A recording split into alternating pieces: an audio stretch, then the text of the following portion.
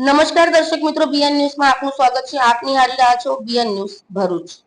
Bharuch collector કચેરી ખાતે બોલશે ભરૂચ પૂછશે ભરૂચ દ્વારા સ્થાનિક પ્રશ્નોને લઈને આવેદનપત્ર આપી રજૂઆત કરવામાં આવી।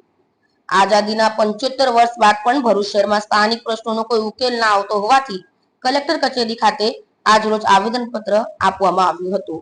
ભરૂચની સોસાયટી વિસ્તારોમાં પીવાલાયક પાણી, રોડ, રસ્તા, ગટર જેવી પ્રાથમિક સુવિધાઓને લઈને આવેદનપત્ર આપવામાં આવ્યું હતું।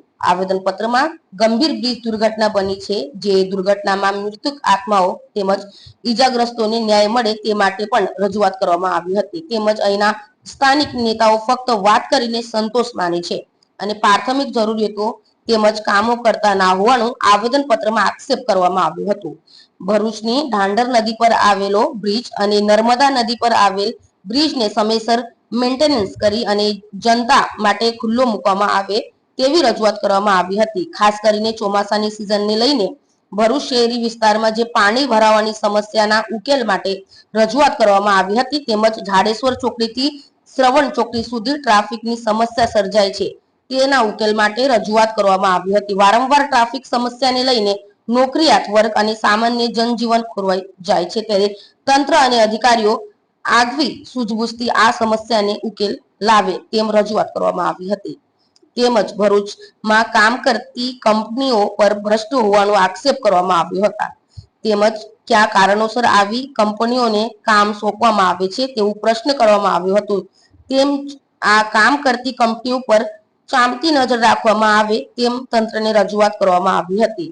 Reporter Sahid Shaikh, BN news Bharuch.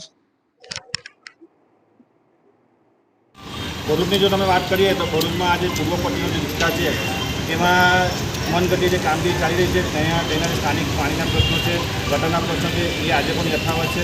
તેને લઈને પણ અમે લોકો આજરોજ કલેક્ટર સાહેબને આવેદનપત્રની અંદર રજૂઆત કરેલી છે અને જે કંઈ કામો આજની તારીખે અટકેલા આવે તદુપરાંત જે જહાજો ચોકડીથી લઈને શ્રવણ ચોકડીનો જે વિસ્તાર છે તે વારંવાર ટ્રાફિકની સમસ્યામાં અને સમસ્યા જે ઉપસ્થિત થાય છે તેને લઈને પણ અમે લોકો આજે કલેક્ટર સાહેબને રજૂઆત કરીશું।